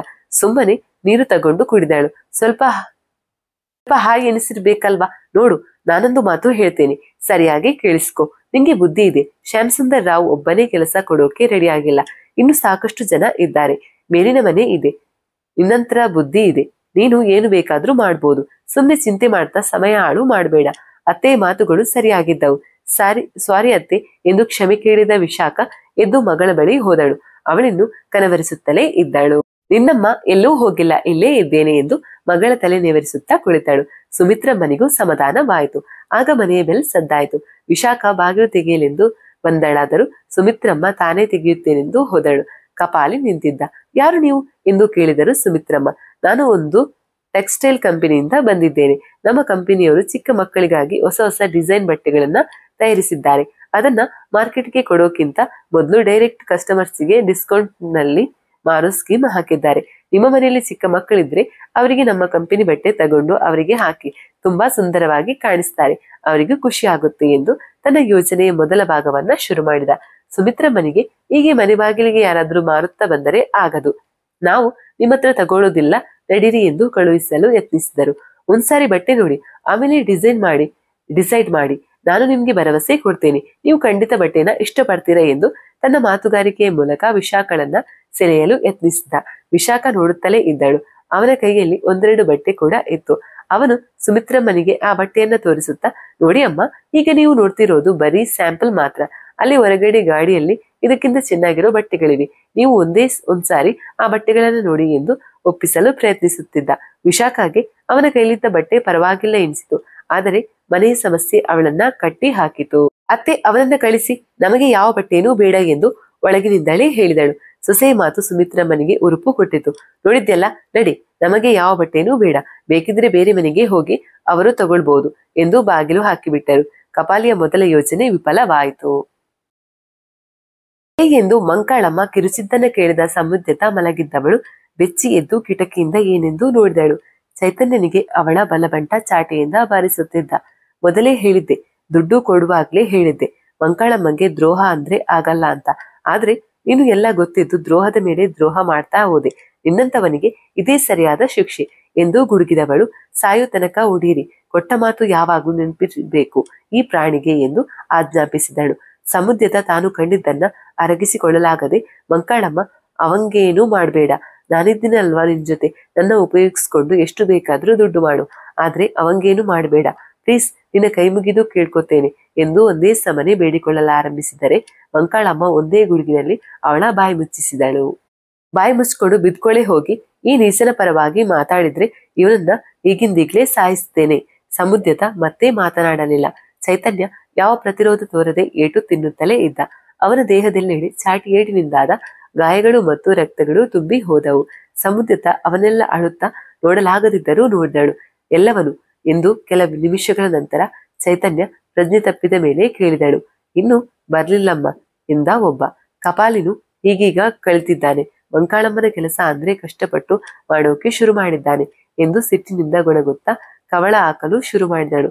ಆಗ ಬಂದ ಕಪಾಲಿ ಒಬ್ಬ ಕಾಲೇಜ್ ಹುಡುಗನನ್ನ ಜೊತೆಗೆ ಕರೆದುಕೊಂಡು ಬಂದಿದ್ದ. ಆ ಕಾಲೇಜ್ ಹುಡುಗ ಭಯದಿಂದ ಸುತ್ತಲೂ ನೋಡುತ್ತಿದ್ದ. ಚೈತನ್ಯವನ್ನು ಕಂಡ ಮೇಲಂತೂ ಕರ್ಚಿಫಿನಿಂದ ಮುಖದಲ್ಲಿ ಹುಟ್ಟಿದ ಬೆವರನ್ನ ಒರೆಸಿಕೊಳ್ಳಲಾರಂಭಿಸಿದ. ಯಾರಿವನು ಎಂದು ಮಂಕಾಳಮ್ಮ ಕವಳದಿಂದ ಕೆಂಪಾದ ಬಾಯಲ್ಲೇ ಕೇಳಿದಳು. ಇವನಿಗೆ ಅವಳ ಮೇಲೆ ಆತರ ಆಸೆ ಇದೆ ಎಂದು ಕಣ್ಣುಗಳ ಮೂಲಕವೇ ಅದೇನೆಂದು ಹೇಳಿದ. ಅವನ ಆಸೆಯನ್ನ ಕೇಳಿದ ಮಂಕಾಳಮ್ಮ ಮತ್ತು ಅವಳ ಇಬ್ಬರು ಬಂಟರು ಒಮ್ಮೆ ಅವನನ್ನೇ ಮೇಲಿಂದ ಕೆಳಗೆವರೆಗೂ ನೋಡಿದರು. ನಿಂಗೆಲ್ಲಿ ಸಿಕ್ದ ಎಂದು ಮಂಕಾಳಮ್ಮ ಕೇಳಬೇಕಾಗಿಲ್ಲ, ಕಪಾಲಿ ಹೇಳಬೇಕಾಗಿಲ್ಲ. ಅವನ ನಗುವಲ್ಲೇ ಅರ್ಥ ಮಾಡಿಕೊಂಡರು. ಏ ಚಿಗುರು ಮೀಸೆ, ನಿನ್ನ ಹೆಸರೇನು ಎಂದು ಮಂಕಾಳಮ್ಮ ಆ ಕಾಲೇಜು ಹುಡುಗನನ್ನ ಕೇಳಿದಳು. ಸತ್ಯಜಿತ್ ಎಂದು ಅವನು ಎದರಿ ಹೋಗಿದ್ದ. ಏನು, ಅವಳೊಬ್ಬೆ ಸಾಕಾ, ಇನ್ಯಾರಾದ್ರೂ ಬೇಕಾ? ಸಣ್ಣ ವ್ಯಂಗ್ಯವಿತ್ತು ದನಿಯಲ್ಲಿ. ಸದ್ಯಕ್ಕೆ ಅವಳೊಬ್ಳೆ ಸಾಕು ಎಂದ ನಾಚಿಕೆ ಬಿಟ್ಟು. ಆಗ ಚೈತನ್ಯ ನಿಧಾನವಾಗಿ ಎಚ್ಚರವಾಗಲಾರಂಭಿಸಿದ. ಅಮ್ಮ ಅಮ್ಮ ಎಂದು ನರಳುತ್ತಾ ಅರ್ಧ ಕಣ್ತೆರೆದ. ಅವರ್ಯಾರು ಅವನನ್ನ ಗಮನಿಸಲಿಲ್ಲ. ತಮ್ಮ ಚರ್ಚೆಯಲ್ಲಿ ಮುಳುಗಿ ಹೋಗಿದ್ದರು. ಈಗ ಏನ್ ಮಾಡ್ತೀಯ ಇವನಿಟ್ಕೊಂಡು ಎಂದು ಕೇಳಿದಳು ಮಂಕಾಳಮ್ಮ. ಇವನ ಮೂಲಕ ಅವಳನ್ನ ಹಿಡಿಬಹುದು. ನಮ್ಗೆ ಅವಳು ಮುಖ್ಯ ಅಷ್ಟೇ. ಅವಳು ಸಿಗುವಾಗ ಹೇಗಿದ್ರೇನು? ಜೋರಾಗಿ ನಕ್ಕಳು ಮಂಕಾಳಮ್ಮ. ಕಪಾಲಿಯ ಉಪಾಯವೇನೆಂದು ತಿಳಿದಿತ್ತು. ಬಲೆ ಬೀಸೋದು, ಮೀನನ್ನ ಸಾಯಿಸೋದು, ಮತ್ತೆ ನೀರಲ್ಲಿ ಬಿಡೋದು ಎಂದು ಜೋರಾಗಿ ನಗಲಾರಂಭಿಸಿದವಳಿಗೆ ಒಂದು ಯೋಚನೆ ಒಳೆದಿತ್ತು. ಚಿಗುರು ಮೀಸೆ, ನಾನು ಹೇಳ್ದಂಗ್ ಮಾಡ್ಬೇಕು, ನಾಳೆಯಿಂದ ತಿಳಿತಾ ಎಂದವಳು ತನ್ನ ಉಪಾಯವನ್ನ ವಿವರಿಸಿದಳು. ಅವನು ಸರಿ ಎಂದು ತಲೆ ಅಲ್ಲಾಡಿಸಿದ. ಹೋಗಿ ಎಂದು ಮಂಕಾಳಮ್ಮ ಕಪಾಲಿಯನ್ನು ಅವನ ಜೊತೆ ಬಂದ ಸತ್ಯಜಿತ್ನನ್ನು ಕಳುಹಿಸಿದಳು. ಚೈತನ್ಯ ಪ್ರಜ್ಞೆ ತಪ್ಪಿ ಬಿದ್ದುಕೊಂಡೇ ಇದ್ದ. ಸಮುದ್ರತ ಅವರೆಲ್ಲರ ಉಪಾಯವನ್ನ ಕೇಳಿಸಿಕೊಂಡಿದ್ದಳು. ಆದರೆ ಏನೂ ಮಾಡುವ ಆಗಿರಲಿಲ್ಲ. ಇವನ ಅಜ್ಜನ ಹತ್ರ ಬಿಸಾಡ್ ಬನ್ನಿ ಎಂದು ಒಳ ನಡೆದಳು. ಅವರು ಕೆಲವು ನಿಮಿಷಗಳಲ್ಲೇ ಅವನನ್ನು ಅವನ ಅಜ್ಜನ ಹತ್ತಿರ ಬಿಸಾಡಿದರು. ಅಮ್ಮ ಅಮ್ಮ ಎಂದು ನರಳುತ್ತಿದ್ದ ಚೈತನ್ಯ. ಮೊಮ್ಮಗನ ಈ ಅವಸ್ಥೆ ಕಂಡ ಶ್ರೀಕಂಠಯ್ಯ, ಅಯ್ಯೋ ದೇವ್ರಿ, ಈ ಮಗುಗೆ ಯಾಕೆ ಈ ತರ ಕಷ್ಟ ಕೊಡ್ತೀಯಪ್ಪ? ಹುಟ್ಟುವಾಗ್ಲೇ ಅಪ್ಪ ಅಮ್ಮನನ್ನ ಕಿತ್ಕೊಂಡೆ, ಆಮೇಲೆ ಇವನ ಪಾಲಿಗಿದ್ದ ಆಸ್ತಿ ಕಿತ್ಕೊಂಡೆ, ವಿದ್ಯೆ ಕಿತ್ಕೊಂಡೆ, ಈಗ ಆ ಹುಡುಗಿನೂ ಇವನಿಂದ ಕಿತ್ಕೊಳ್ತಿದ್ಯಾ? ಬೇಡಪ್ಪ, ಇವನಿಗೆ ಸುಖ ಅಂತ ಇರೋದು ಅವಳಿಂದ ಮಾತ್ರ. ಅವಳನ್ನ ಇವನ ಜೊತೆ ಸೇರಿಸ್ಬಿಡು. ಆ ಮಂಕಾಳಮ್ಮನ ಕೆಟ್ಟ ದೃಷ್ಟಿನ ಇವನಿಂದ ದೂರ ಮಾಡು ಎಂದು ರೋಧಿಸುತ್ತಾ ಅವರಿಗೆ ತಿಳಿಯುವಷ್ಟು ಉಪಚಾರ ಮಾಡಿದರು. ಆದರೆ ಅವನು ಚೇತರಿಸಿಕೊಳ್ಳಲಿಲ್ಲ. ಹಾಗೆಯೇ ರಾತ್ರಿ ಕಳೆದು ಬಿಟ್ಟ. ಶ್ರೀಕಂಠಯ್ಯ ಬೆಳಿಗ್ಗೆಯೂ ಅವರನ್ನ ಎಚ್ಚರಗೊಳಿಸಲು ಪ್ರಯತ್ನಿಸಿದರು. ಅರ್ಧ ಗಂಟೆಗಳ ಕಾಲ ಅವನಿಂದ ಯಾವ ಪ್ರತಿಕ್ರಿಯೆಯೂ ಬರಲಿಲ್ಲ. ಅನಂತರ ನಿಧಾನವಾಗಿ ಕಣ್ತೆರೆದ. ಸಮುದ್ರತ ಅಜ್ಜ ಎಂದು ಕನವರಿಸುತ್ತಾ ಕಣ್ತೆರೆದವನಿಗೆ ಕಂಡಿದ್ದು ಅವನ ಅಜ್ಜ. ಯಾಕಪ್ಪ ಹೀಗೆ ಅವಳತ್ರ ಸಿಕ್ಕಾಕೊಳ್ತೀಯ? ನಾನು ಹೇಳಿದ್ದೆ ಅಲ್ವಾ ಎಂದು ದುಃಖದಿಂದಲೇ ಕೇಳಿದರು ಶ್ರೀಕಂಠಯ್ಯ. ನಾನೇನ್ ಮಾಡ್ಲಿ, ಸಮುದ್ರತನ ಉಳಿಸ್ಕೊಳ್ಬೇಕಲ್ವಾ ಎಂದ ನರಳುತ್ತಲೇ. ಇವರಿಂದ ದುಃಖ ತಡೆಯಲಾಗಲಿಲ್ಲ. ಯಾಕೆ ಆಗದೆ ಇರೋ ಕೆಲಸಕ್ಕೆ ಕೈ ಹಾಕ್ತೀಯ? ಆ ಮಂಕಾಳಮ್ಮ ನಿನ್ನ ಸಾಯಿಸಿ ಬಿಡ್ತಾಳೆ ಎಂದು ಮತ್ತೆ ಅಳಲಾರಂಭಿಸಿದರು. ಅಳಬೇಡ ಅಜ್ಜ, ನಂಗೇನೂ ಆಗಲ್ಲ, ನೋಡಿಲಿ ಅವರಷ್ಟು ಹೊಡೆದ್ರು ಹೇಗೆ ಜೀವಂತವಾಗಿದ್ದೇನೆ ಅಂತ ಎಂದು ನರಳುತ್ತಲೇ ಉತ್ಸಾಹ ತೋರಿದನು. ಗಾಯಗಳು ನೋವನ್ನ ಜಾಸ್ತಿ ಮಾಡಿದ್ದವು. ಶ್ರೀಕಂಠಯ್ಯ ಹೀಗೆ ಜೋರು ಮಾಡದೆ ಹೋದರೆ ಇವನೀಗ ಎದ್ದು ಹೊರಗೆ ಹೋಗುತ್ತಾನೆ, ಮಂಕಾಳಮ್ಮನ ಹತ್ತಿರ ಮತ್ತೆ ಸಿಕ್ಕಿ ಬೀಳುತ್ತಾನೆಂದುಕೊಂಡು ಬೈದರು. ನೀನೀಗ ಸುಮ್ಮನೆ ಮಲಕ್ಕೋ, ನಾನು ಹೋಗಿ ಔಷಧಿ ಮುಲಾಮು ತರ್ತೇನೆ. ಹೇಳಲು ಪ್ರಯತ್ನ ಪಡುತ್ತಿದ್ದವನು ಅಲ್ಲೇ ಮಲಗಿಬಿಟ್ಟ. ಆದರೆ ಮುಂದೇನೆಂದು ಆಲೋಚಿಸುವುದನ್ನ ಬಿಡಲಿಲ್ಲ. ಒಂದು ಕಡೆ ಸಮುದ್ರತ, ಮತ್ತೊಂದು ಕಡೆ ವಿಶಾಖ. ಇಬ್ಬರನ್ನ ಆಕೆಯಿಂದ ಕಾಪಾಡಬೇಕು. ಸಮುದ್ರತ ಮಂಕಾಳಮ್ಮನ ಕೋಟೆಯಲ್ಲಿದ್ದಾಳೆ. ಮಂಕಾಳಮ್ಮ ಅವಳಿಗೇನು ಮಾಡೋದಿಲ್ಲ. ವಿಶಾಖ, ಅವಳಿಗೆ ಏನೇನೂ ಗೊತ್ತಿಲ್ಲ, ಸಂಬಂಧನೇ ಇಲ್ಲ. ಅವತ್ತು ಸಮುದ್ರತನ ಬಿಡ್ತಾಳೆ ಅಂದ್ಕೊಂಡು ವಿಶಾಖನ ತೋರಿಸ್ದೆ. ಈಗ ಆ ಕಡೆ ಸಮುದ್ರತನೂ ಇಲ್ಲ, ಇವರು ವಿಶಾಖನೂ ಬಿಡಲ್ಲ. ಕಪಾಲಿ ಒಂದ್ಸರಿ ಕಣ್ಣಿಟ್ ಮೇಲೆ ಮುಗಿಯಿತು, ಅವರ ಕತೆ ಅಷ್ಟೇ ಎಂದು ಚಿಂತಿಸುತ್ತಾ ಆತಂಕದಿಂದ ನರಳುತ್ತಿದ್ದವನಿಗೆ ಶ್ರೀಕಂಠಯ್ಯ ಮನೆಯಲ್ಲೇ ಇದ್ದ ಗಾಯದ ಮುಲಾಮನ್ನ ಹಚ್ಚಲಾರಂಭಿಸಿದರು. ನೋಡು, ಇನ್ಮುಂದಾದ್ರೂ ಹುಷಾರಾಗಿರು. ಆ ಮಂಕಾಳಮ್ಮನ ಕಣ್ಣಿಗೆ ನೀನು ಅವಳ ವಿರುದ್ಧ ನಿಂತ್ಕೊಂಡಿದ್ಯಾ ಅಂತ ಗೊತ್ತಾದ್ರೆ ಅಷ್ಟೇ, ಆ ಹುಡುಗಿನ ಸಾಯಿಸಿ ಬಿಡ್ತಾಳೆ. ಏನೇ ಮಾಡೋದಿದ್ರು ಅವಳಿಗೆ ಗೊತ್ತಾಗದ ಹಾಗೆ ಮಾಡು. ಅಮಾಯಕ ಹೆಣ್ಮಗು ಅದು, ಆ ರಾಕ್ಷಸಿಗೆ ಬಲಿಯಾಗಬಾರ್ದು.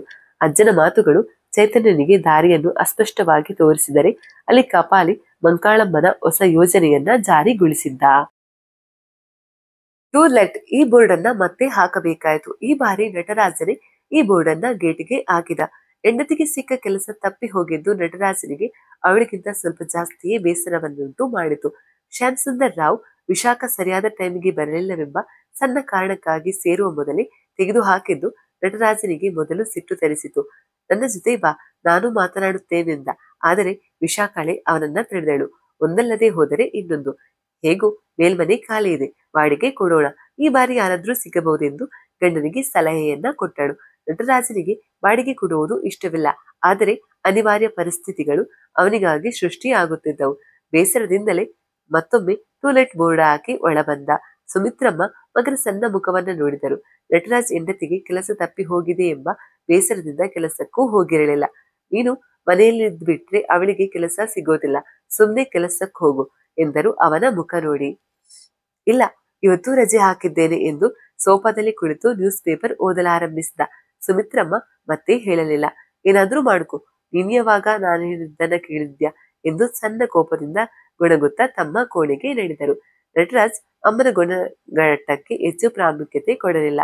ಆಗ ಸಮಯ 10 ಗಂಟೆ ಆಗಿತ್ತು. ವಿಶಾಖ ಮನೆಯಲ್ಲಿರಲಿಲ್ಲ. ದಿನಸಿ ಮತ್ತು ತರಕಾರಿ ತರಲೆಂದು ಹೊರ ಹೋಗಿದ್ದಳು. ನಟರಾಜ್ ತಾನು ಬರುತ್ತೇನೆಂದರೆ ಇವಳೇ ನೀನ್ಯಾಕೆ, ನಾನು ಬರ್ತೇನೆ, ಇಲ್ಲೇ ಹತ್ತಿರದಲ್ಲೇ ಅಂಗಡಿ ಇರೋದು ಎಂದು ಗಂಡನನ್ನ ಮನೆಯಲ್ಲೇ ಕೂರಿಸಿ ಮಗಳನ್ನ ಸ್ಕೂಲಿಗೆ ಕರೆದುಕೊಂಡು ಹೋಗಿದ್ದಳು. ವಿಶಾಖ ಯಾಕಿನ್ನೂ ಬರ್ಲಿಲ್ಲ ಎಂದು ನ್ಯೂಸ್ ಪೇಪರ್ ಓದುತ್ತಲೇ ಆಲೋಚಿಸುತ್ತಿದ್ದ. ಕಾಲ್ ಮಾಡ್ಲಾ ಎಂದು ಒಂದು ಕ್ಷಣ ಯೋಚಿಸಿದ. ಬೇಡವೆಂದಿತು ಅವನ ಮನಸ್ಸು. ಯಾಕೆ ಕೆಟ್ಟದ್ದನ್ನ ಆಲೋಚಿಸಬೇಕು? ಅವಳು ವಿಶಾಖ, ಯಾರಿಂದನೂ ಮೋಸ ಹೋಗೋದಿಲ್ಲ ಎನ್ನುತ್ತಾ ನ್ಯೂಸ್ ಪೇಪರ್ ಬದಿಗಿಟ್ಟವನಿಗೆ ಗೇಟು ಸದ್ದಾಗಿದ್ದು ಕೇಳಿಸಿತು. ನಟರಾಜ್ ಓಡಿ ಹೋಗಿ ನೋಡಿದ. ವಿಶಾಖಳನ್ನ ಸತ್ಯಜಿತ್ ದಿನಸಿ ಚೀಲ ಹಿಡಿದುಕೊಂಡು ಕರೆದುಕೊಂಡು ಬರುತ್ತಿದ್ದ. ಅವಳ ಕಾಲಿಗೆ ತರಚಿದ ಗಾಯವಾಗಿತ್ತು. ವಿಶಾಖ ನಡೆಯಲು ಕಷ್ಟಪಡುತ್ತಿದ್ದರೆ ಸತ್ಯಜಿತ್ ಅವಳ ಎಡಗೈ ಹಿಡಿದುಕೊಂಡು ನಡೆಸಿಕೊಂಡು ಬರುತ್ತಿದ್ದ. ನಟರಾಜ್ ಗಾಬರಿಯಿಂದ ಓಡಿ ಬಂದು ಸತ್ಯಜಿತ್ನಿಂದ ವಿಶಾಖಳನ್ನ ಕರೆದುಕೊಂಡು ಮನೆಯೊಳಗೆ ಹೋದ. ಸತ್ಯಜಿತ್ ಮನೆ ಬಾಗಿಲವರೆಗೆ ಬಂದವನು ಅಕ್ಕ, ನಾನ್ ಬರ್ತೇನೆ ಎಂದು ದಿನಸಿ ಚೀಲ ಇಟ್ಟು ಹೊರಟ. ಆಗ ವಿಶಾಖ ಅವನನ್ನ ಒಳ ಕರೆದಳು. ಇಲ್ಬಾ. ಸೊಸೆ ಬತ್ತು ಮೊನ್ನೆ ಬಂದ ಕಾಲೇಜ್ ಹುಡುಗನ ಮಾತುಗಳನ್ನ ಕೇಳಿಸಿಕೊಂಡ ಸುಮಿತ್ರಮ್ಮ ಹೊರಬಂದು ನೋಡಿದರು. ಸೊಸೆಯ ಕಾಲಿಗೆ ಗಾಯ. ವಿಶಾಖ, ಇದೇನಾಯ್ತು ಎಂದು ಕೇಳುತ್ತಾ ಗಾಬರಿಯಿಂದ ಸೊಸೆಯ ಪಕ್ಕದಲ್ಲಿ ಕುಳಿತರು.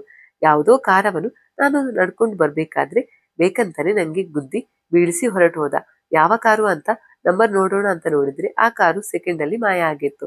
ಆಗ ಇವನು ಬಂದು ನನ್ನ ಇಲ್ಲಿ ತನಕ ಕರ್ಕೊಂಡು ಬಂದ ಎಂದು ವಿಶಾಖ ನಡೆದದ್ದನ್ನ ಹೇಳಿದಳು.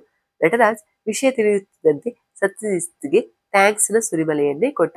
ನಿನಗೆ ಎಷ್ಟು ಥ್ಯಾಂಕ್ಸ್ ಹೇಳಿದ್ರು ಸಾಲದು. ತುಂಬಾ ತುಂಬಾ ತುಂಬಾ ತುಂಬಾ ಥ್ಯಾಂಕ್ಸ್.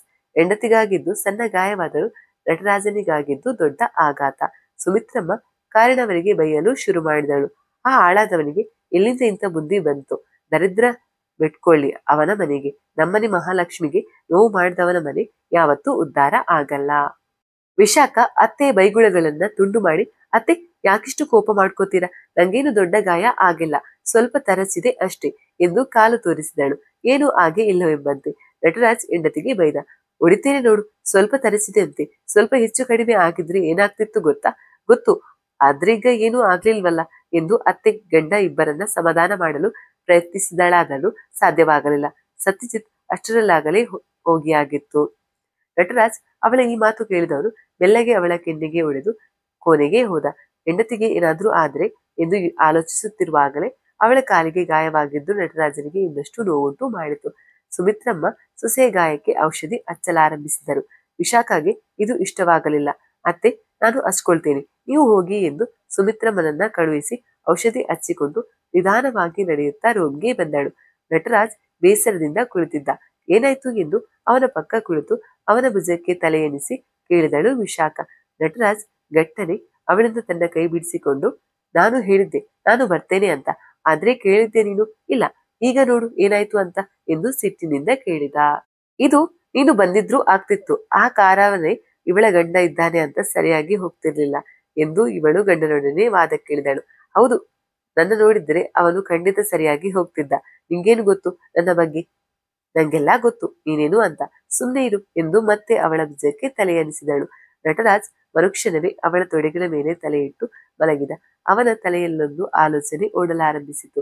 ಮತ್ತೇನು ಎಂದು ಅವನ ತಲೆ ನೆವರಿಸುತ್ತಾ ಕೇಳಿದಳು ವಿಶಾಖ. ಹೊರಗಡೆ ಬೋರ್ಡ್ ನೋಡಿದ್ಯಾ? ನೋಡ್ದೆ. ಅತ್ತೆ ಹಾಕಿದ್ರ? ಇಲ್ಲ, ನಾನೇ ಹಾಕಿದ್ದು. ನಿಮ್ಮನ್ಸಲ್ಲೂ ಅದೇ ಇತ್ತೇನು ಅಲ್ವಾ?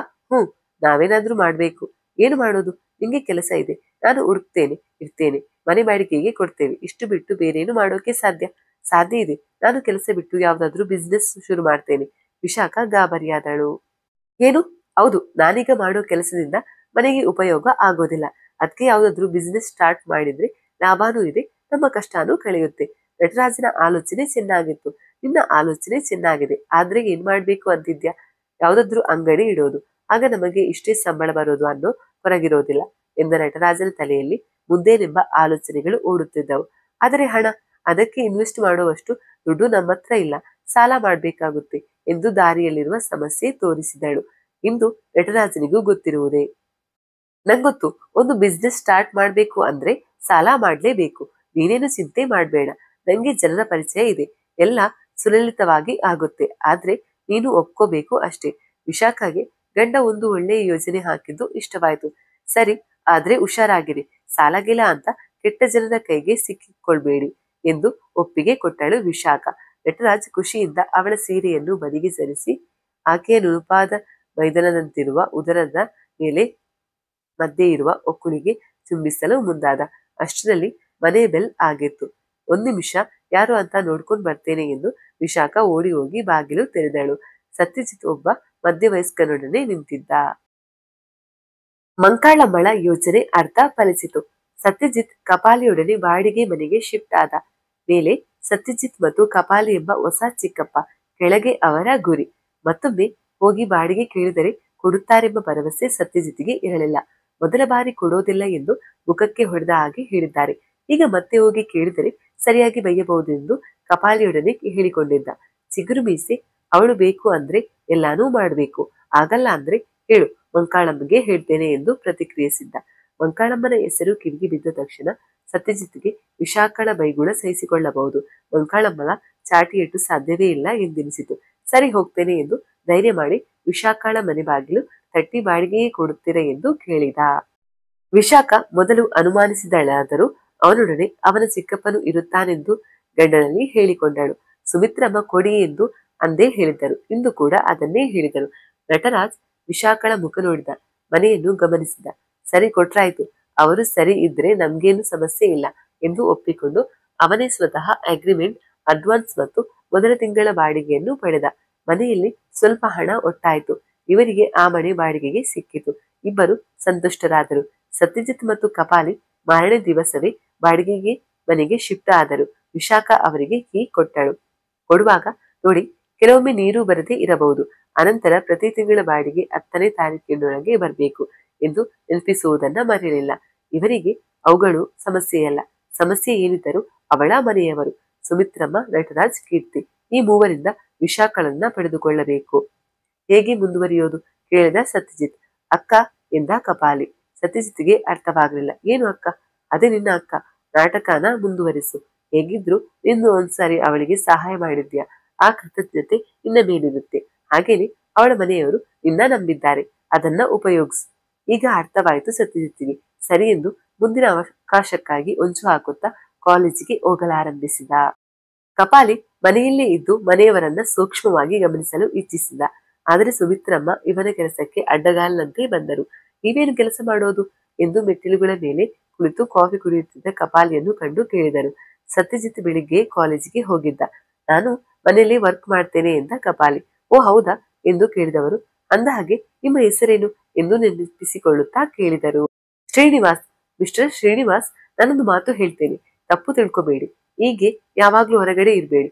ನಮ್ಮನೆಯವರು ಏನೋ ತಿಳ್ಕೊ ಇದ್ರು ಜನ ತಪ್ಪು ತಿಳ್ಕೊಬಹುದು ಎಂದು ಸಲಹೆ ನೀಡಿದರು. ಅವರಿಗೆ ತಮ್ಮ ಮನೆ ಕೆಟ್ಟ ಹೆಸರು ತರುವುದು ಇಷ್ಟವಿಲ್ಲ. ಕಪಾಲಿಗೆ ಒಂದು ಕ್ಷಣ ಜೋರಾಗಿ ಬೈಯುವಷ್ಟು ಸಿಟ್ಟು ಬಂದಿತ್ತಾದರೂ ಮರುಕ್ಷಣವೇ ಸುಮ್ಮನಾದ. ಛೇ, ನೀವು ಹಾಗೆಲ್ಲ ಹೇಳೋ ಅವಶ್ಯಕತೆ ಇಲ್ಲ. ಹೊಸ ಜಾಗ ಅಲ್ವಾ, ಅದಕ್ಕೆ 1-2 ನಿಮಿಷ ಹೊರಗಡೆ ಇದ್ದು ಹೋಗೋಣ ಅಂತ ಬಂದೆ ಎಂದು ನಗುತ್ತಲೇ ಹೇಳಿ ಮನೆಯೊಳಗೆ ಹೋದ. ಕಪಾಲಿ ಮನೆಯೊಳಗೆ ಹೋದನೆಂದು ಕನ್ಫರ್ಮ್ ಮಾಡಿಕೊಂಡ ಸುಮಿತ್ರಮ್ಮ ಮನೆಯೊಳಗೆ ಹೋದರು. ವಿಶಾಖ ಅತ್ತೆ ಒಳಬರುವುದನ್ನ ಕಾಯುತ್ತಿದ್ದಳು. ಅತ್ತೆ, ಯಾಕಷ್ಟು ಭಯಪಡ್ತೀರಿ? ಅವನಿಂದ ನಮ್ಮನೆಗೆ ಕೆಟ್ಟ ಹೆಸರು ಬರೋದಿಲ್ಲ. ಸೊಸೆಯ ಭರವಸೆ ಮಾತುಗಳು ಅವರಿಗೆ ಭರವಸೆ ಕೊಡಲಿಲ್ಲ.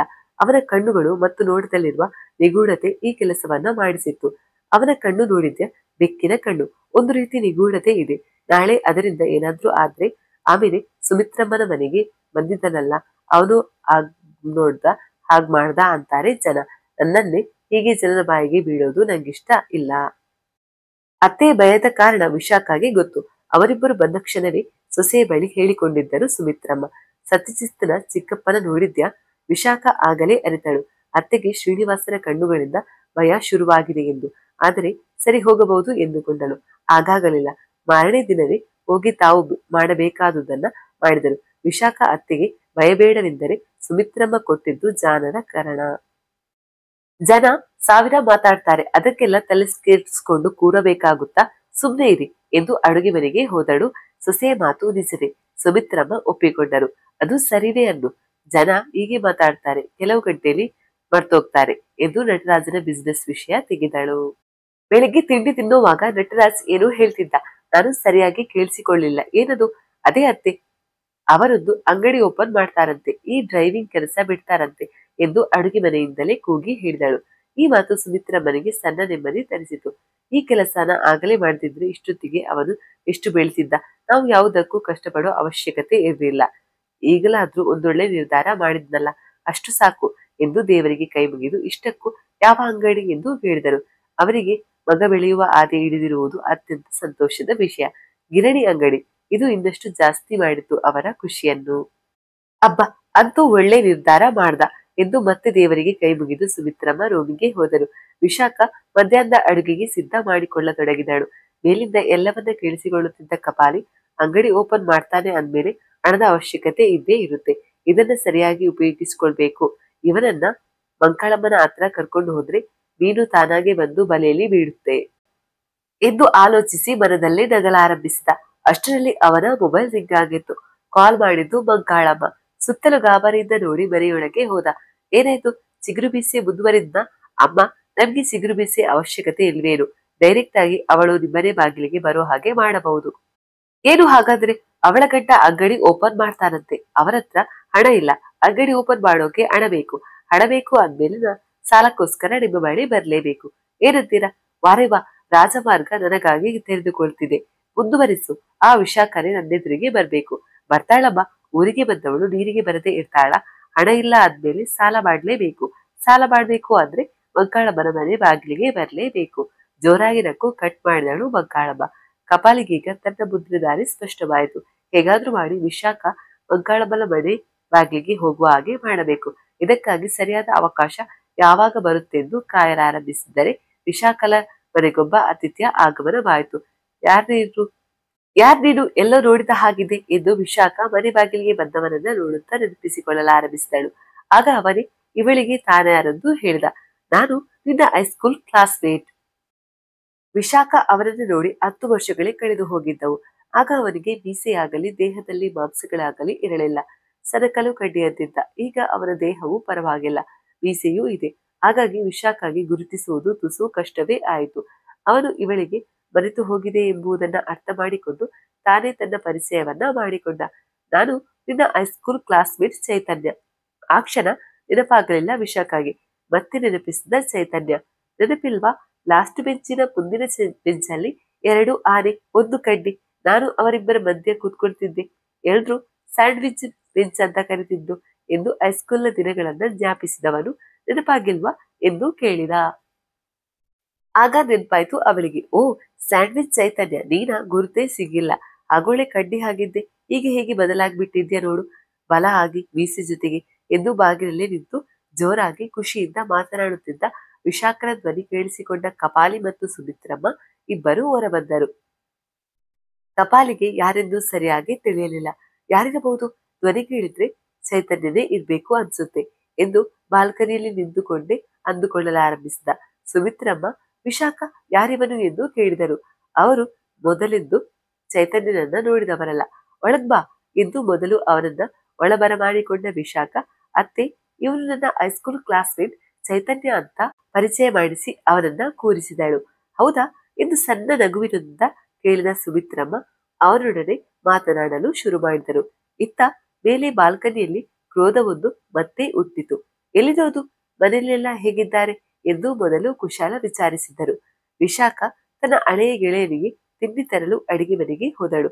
ನಾನು ಬನಶಂಕರಿ ಹತ್ರ. ನಮ್ಮ ಹಳೆ ಮನೆಯಲ್ಲಿ ಇರೋದು. ಅಪ್ಪ ಅಮ್ಮ ಮೊದ್ಲಿಂದಾನೂ ಇಲ್ಲ, ಈಗ ಅಜ್ಜ ಮಾತ್ರ ಇದ್ದಾರೆ ಎಂದು ನಗುಮುಖದಿಂದಲೇ ಹೇಳಿದನಾದರೂ ನೋವನ್ನು ಬಚ್ಚಿಟ್ಟುಕೊಳ್ಳುವುದು ಅವನಿಂದ ಅಸಾಧ್ಯವಾಗುತ್ತಿತ್ತು. ಅವನಿಗೆ ತಂದೆ ತಾಯಿ ಇಲ್ಲ ಎಂಬ ವಿಚಾರ ತಿಳಿದ ಸುಮಿತ್ರಮ್ಮನಿಗೆ ಮನಸ್ಸು ಭಾರವಾಯಿತು. ಈಗೇನ್ ಮಾಡ್ಕೊಂಡಿದ್ದೀಯಾ ಎಂದು ಅವನ ಕೆಲಸ ವಿಚಾರಿಸಿದರು. ಅಷ್ಟರಲ್ಲಾಗಲೇ ವಿಶಾಖ ಜ್ಯೂಸ್ ಜೊತೆ ಸಣ್ಣ ಪ್ಲೇಟಿನಲ್ಲಿ ಅವಳೇ ಮಾಡಿಟ್ಟಿದ್ದ ಮೈಸೂರು ಪಾಕನ್ನ ತಂದಿಟ್ಟಳು. ಅವನ್ನು ಕಂಡ ಚೈತನ್ಯನಿಗೆ ಮುಜುಗರವಾಯಿತು.